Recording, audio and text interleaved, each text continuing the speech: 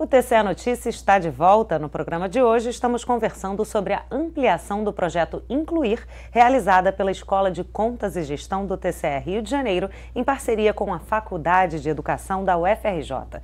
Aqui no estúdio, conversamos com Sandra Maciel, assessora pedagógica da Escola de Contas e Gestão do TCE Rio de Janeiro, e Sérgio Henrique Batista, assessor da Direção-Geral da ECG. Bom, Sandra, fala um pouquinho mais sobre a política de inclusão em educação do TCE Rio de Janeiro.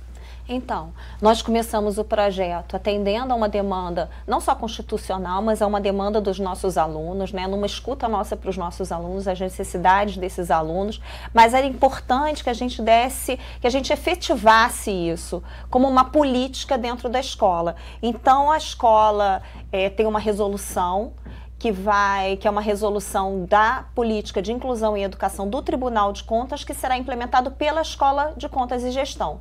Essa política tem como objetivo dar efetividade aos princípios da inclusão, entendendo eles como participação. Participação em que sentido? No sentido de que todo cidadão tem que ser o centro da elaboração, da execução, da efetivação de políticas públicas. Então, a gente, por meio dessa resolução que foi criada pelo tribunal, nós entendemos que, ainda que a gestão da escola mude, isso agora é uma política da escola. Ela não é uma política só de uma gestão.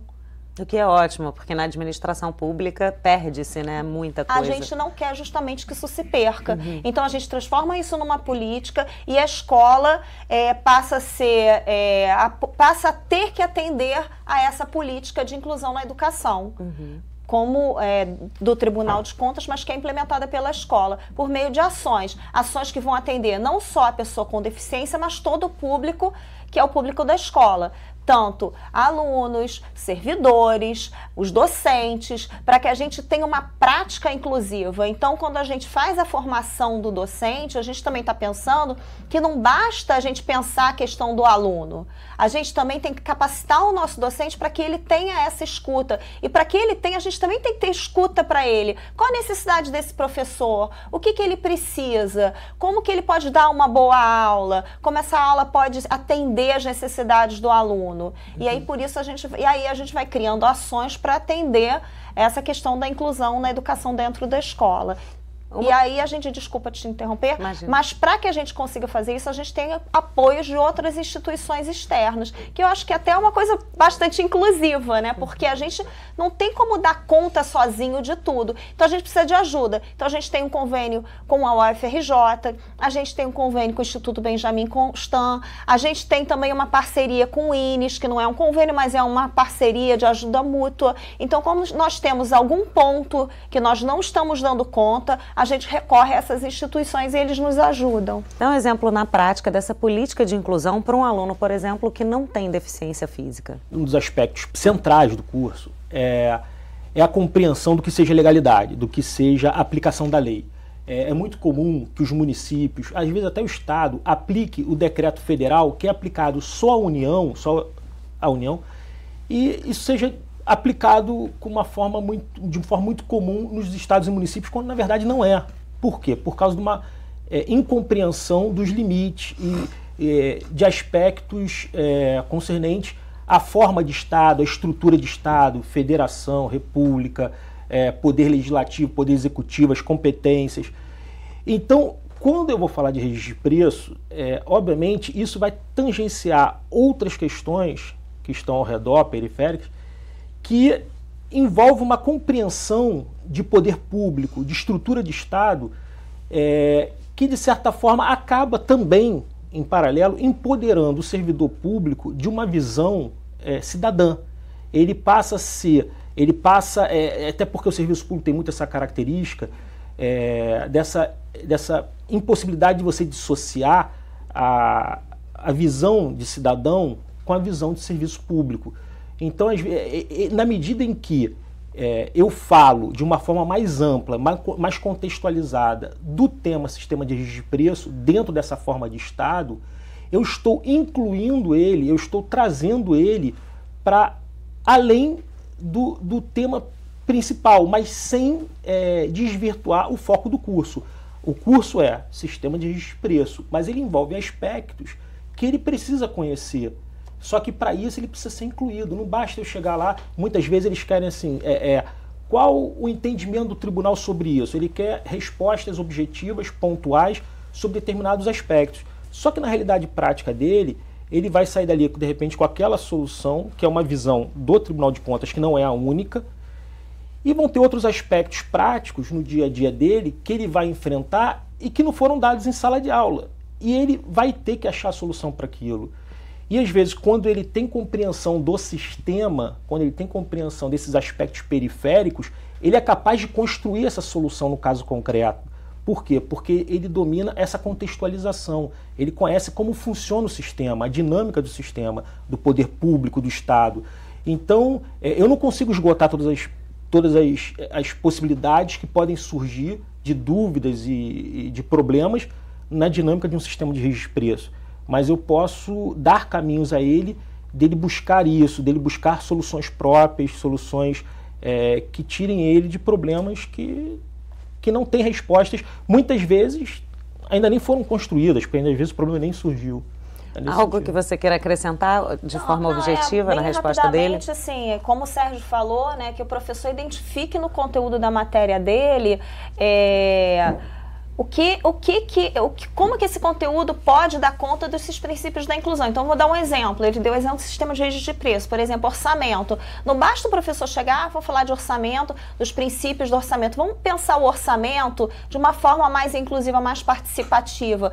Como é que um gestor público pode pensar o orçamento do seu município para que esse orçamento atenda às necessidades daquele município? Então, o que a gente espera é que o nosso docente pense o conteúdo da sala de aula dele nesse aspecto, né, porque nós somos um órgão público, mas que ele também, na sua prática, ele tenha uma prática mais inclusiva, mais participativa. Se você me permite, até resgatando lá a sua primeira pergunta, um ponto do projeto faltou ser dito, porque, na verdade, a gente teve os primeiros encontros, né, a primeira etapa, que foram encontros para passar um aspecto conceitual do projeto, né, entender os princípios, os valores que estão envolvidos na inclusão, como participação, empoderamento, cidadania, voz, escuta, tudo isso. Num segundo momento, que faltou dizer, nós tivemos encontros em que eram discutidos os programas dos cursos. Então, por exemplo, o programa de curso de registro de preço, o programa do curso de formação de pregoeiros, foi discutido em sala de aula com a equipe da FRJ no que poderia estar faltando naquele programa, naquele conteúdo de iniciativa inclusiva, que desse essa visão mais ampla de administração pública, né? E no terceiro momento que surge a pesquisa, e aí já é a questão mais postural do docente dentro de sala de aula, que não tem um discurso tão verticalizado, tão expositivo, que seja mais dialógico, mais horizontalizado, que estimule a participação, a inclusão do aluno para esse palco que é a sala de aula.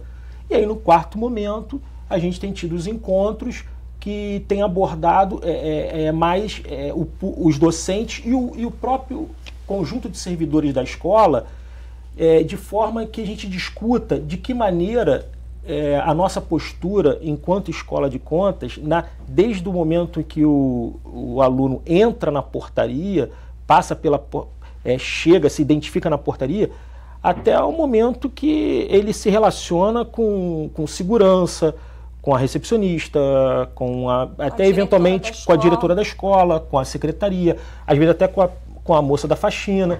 Então, no sentido de que todos entendam essa questão do acolhimento, da inclusão no acolhimento. Então, você veja, a gente teve um aspecto de conteúdo, um aspecto de postura expositiva e um aspecto de acolhimento. A inclusão envolve tudo isso. E muito mais, é um aspecto muito amplo. Você pode falar de inclusão de tudo, pode falar até hoje da vida política do país, da participação do cidadão, do processo eleitoral, inclusão à medida inclusive, que... até em relação a preconceitos. A preconceito. Quando a pessoa se sente incluída, ela participa, ela se sente parte, né, integrante daquilo. Então e é capacitar o servidor nesse sentido. Ele tem que sentir parte desse todo, abraçar a administração pública, esses princípios, esses valores e ter essa visão mais ampla. Aproveitando que você tocou nessa questão da capacitação, né? Como a ECG tem feito a capacitação dos servidores e do corpo docente na escola no âmbito do projeto Incluir? Então, como o Sérgio já até comentou, a gente teve esse curso, né, que foram 2 turmas, a gente atendeu um grupo grande de docentes para que eles compreendessem a questão dos princípios da inclusão, né, um curso mais conceitual. Nós oferecemos a oficina, nós tivemos a experiência desses encontros, né, essa equipe de pesquisa do LAPEAD, ela filmou algumas salas de aulas de professores com autorização de alunos, de professores e do próprio tribunal, da direção da escola, e pegamos fragmentos dessas salas de aula para que os professores, olhando a sua prática, assim, num distanciamento dessa prática, né, daquele momento que você está na sala de aula, mas um momento posterior de você olhar para você como docente e identificar, olha só, eu falo tanto em inclusão, mas olha como é que a minha aula é super expositiva, olha como eu atendo pouco aluno, e nós temos feito essas ações. Mas, para além disso, a gente também tem na escola uma assessoria pedagógica, os professores buscam assessoria pedagógica, nós temos reuniões, nós temos encontros, nós elaboramos documentos para que os professores possam, por exemplo, saber como que ele vai pensar uma apostila, um material didático mais dialógico, porque às vezes a gente tem, por exemplo, professores que usam slides, e aí são muitos slides, aí isso acaba tornando a aula muito maçante, muito expositiva. Então a gente pensa que a sala de aula pode ser permeada com um pouco uma aula mais expositiva, uma atividade, um seminário, uma questão que seja lançada pelo professor, uma escuta para o aluno, que tenham momentos de participação efetivamente. Perfeito. Agora, Sérgio, você participa do projeto de capacitação dos jovens aprendizes da FIA, né? Isso. E também sobre a questão da pesquisa para a implementação do nome social na ECG. Fala um pouquinho dessas iniciativas.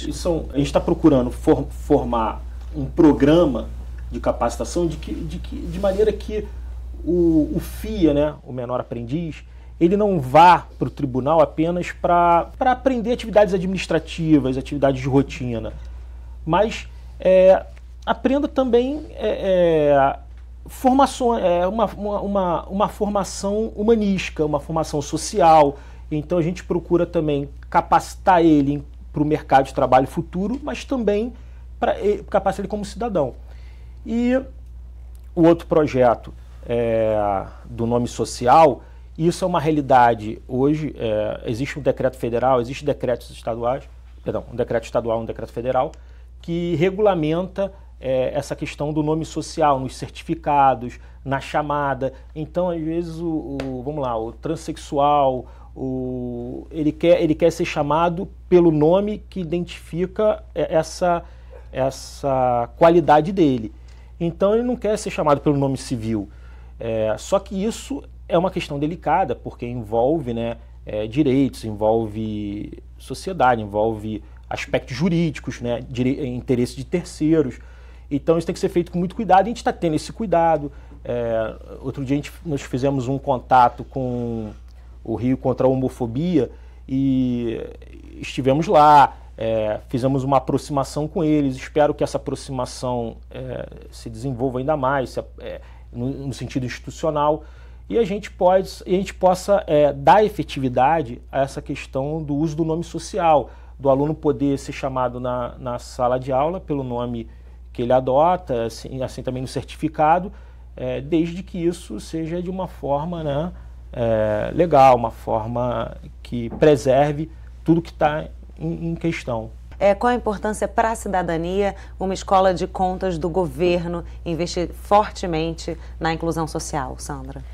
Bom, eu penso que é um dever da escola atuar nesse sentido, né? Nós somos uma escola pública, se nós somos uma escola pública, nós temos o dever de atender o público.